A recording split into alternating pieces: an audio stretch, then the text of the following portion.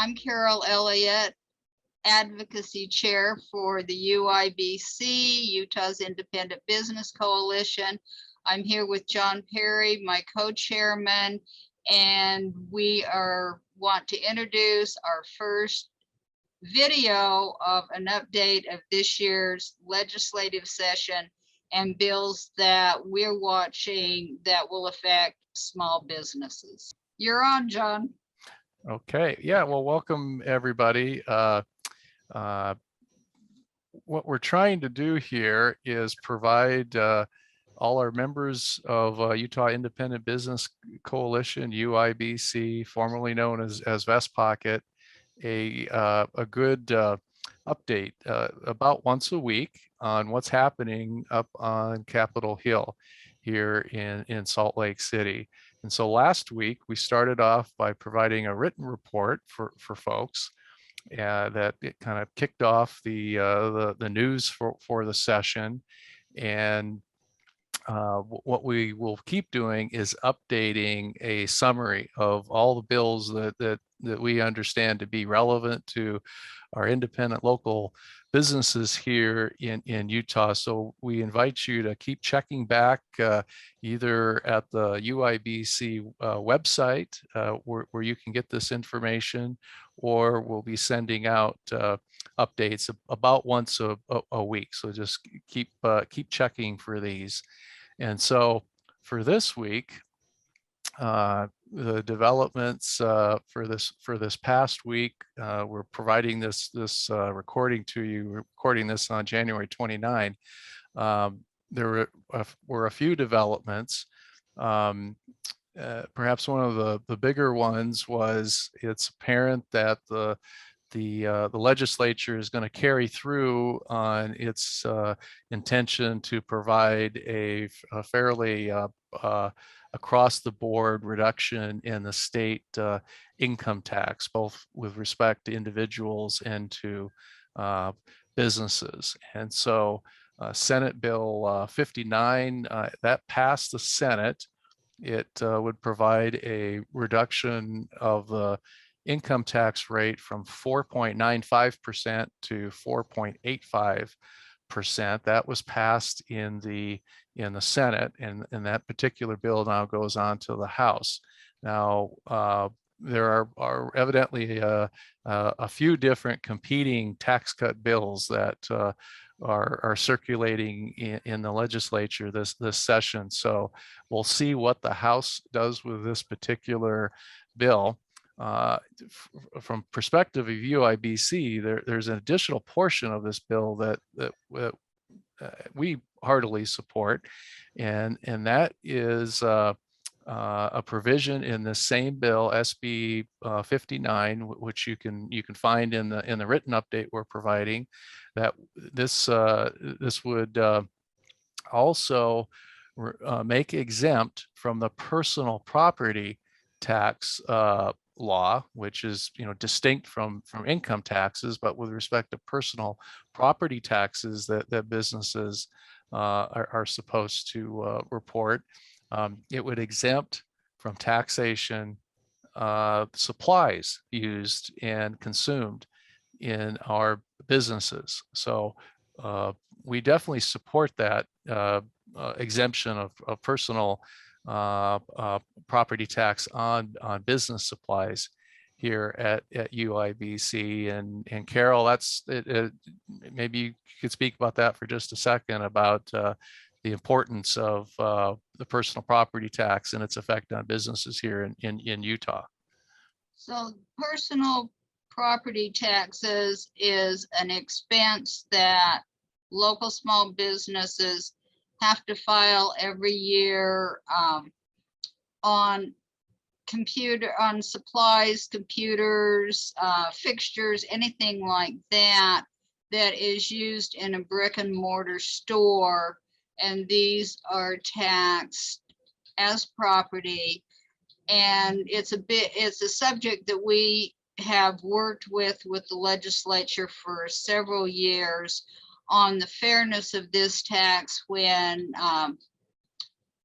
it has its property, and so industries and businesses that use don't have physical property, don't have this tax to pay.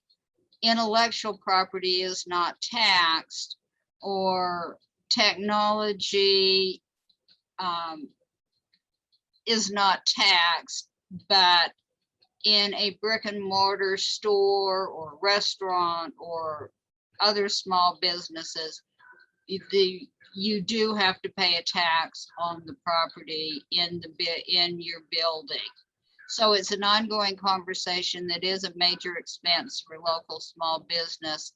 It has gotten better through the years. We have affected some changes in the law, which has been positive. And this year, with them taking supplies out of the equation, it will continue to help small businesses. Yeah, so I think we definitely support that that particular part of that legislation here in UIBC. Of just a few other mentions of new bills that we're watching, and again, you can get a full rundown of everything in the written report, either from the UIB website or from our email to you. HB 199, House Bill 199, that is sponsored by Representative Spendlove. This bill would remove the current requirement that a taxpayer who has basically signed a statement, which really I interpret to be like a tax form with respect to the personal property tax. If a taxpayer in the first year that they have to report on the personal property tax are exempt, because they fall below the dollar value threshold that's in the personal property tax law. This bill would basically not require that taxpayer to have to file a report again, with I think the assumption being that they remain below the threshold. So it's more of a tax reporting type of bill. And we, again, going back to Carol's comment about some of the administrative burden that the personal property tax and reporting on the personal property tax imposes on our businesses, we think this is a good bill in general. Okay, another bill which we think should generate some discussion, and we haven't really taken a position on it yet here in UIBC, is House Bill 202. This is sponsored by Representative Mark Wheatley. This bill would prohibit employers from asking a prospective employee, an applicant who's seeking to work in the business. It would prohibit the employer from asking about the applicant's current or previous compensation in the interview and consideration process. Carol, do you want to comment on that for a moment? So we're analyzing this bill at the present time because we see both some pluses and some minuses to this bill. Hopefully it was written and presented to help the wage gap in businesses, and that women start earning better pay and not starting at lower rates than never being able to catch up. We certainly question how they're going to do this and how they are going, and problems that may be created in monitoring and following this bill and making it law. So we want to find out more detail of the positives and the negatives of this bill and exactly how it would work. And we've got a question from a UIBC member, James Fowler. And so this is relevant to some of the work going on this session, but it actually more directly pertains to last year's session, the 2021 session. James asked if we have heard anything about a decision to reverse the law that was passed last year in the Utah legislature, which imposes income tax on PPP funds that many of our member businesses received and frankly needed very much to continue in business. And so the answer to that is, and that's really a law that we don't believe many business owners even know of, that their PPP funds would be subject to Utah state income taxation. But that currently is the law. And so we here at UIBC, and Carol, if you want to speak about this a second, are looking to engage a bit more with our legislators to see if something could maybe be done to reverse this law. I agree that a lot of businesses do not know that their PPP funds are going to be taxed as income. And as a local small business owner myself, I looked at the PPP funds as survival, not as income.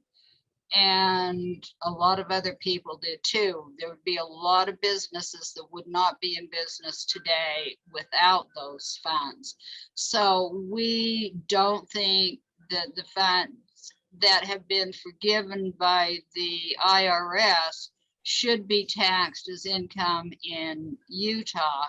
So we are working with several members of the legislature to see if we can't get this law repealed and use some of the money that the state has to make it, if they think they need the funds from the PPP money, which Utah's economy is very good, that it's a bill that should be repealed. It should not tax PPP funds.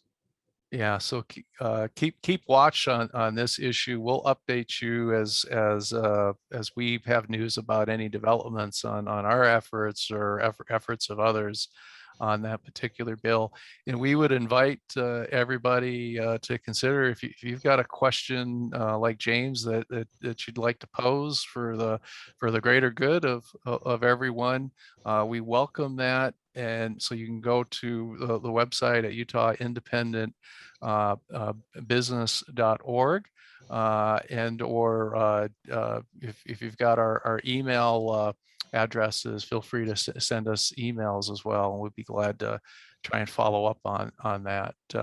So for this week, this is our first report to you. We hope you find it valuable, and we look forward to seeing you again in another week or two. Take care.